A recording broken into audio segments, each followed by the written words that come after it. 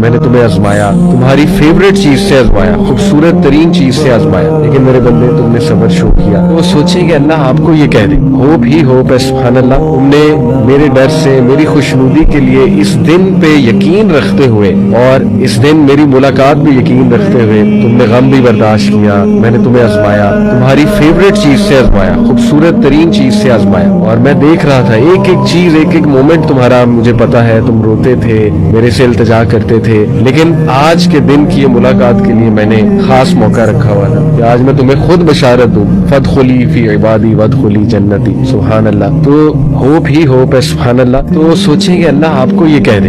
کہ تم نے وفا کا حق ادا کیا، چیزیں اسی دن کھلیں گی۔ کچھ راز ایسے ہیں جب اللہ سے ملاقات ہوگی ون آن ون، اللہ سامنے کھڑا کرے گا اور پھر اللہ جب اپریشیٹ کرے گا ایسے لوگ کو کہ میرے بندے تم نے حق ادا کیا، جیسے ابراہیم السلام کو اللہ نے کہا کہ ابراہیم نے وفا کا حق ادا کر دیا، ابراہیم وفادار تھا۔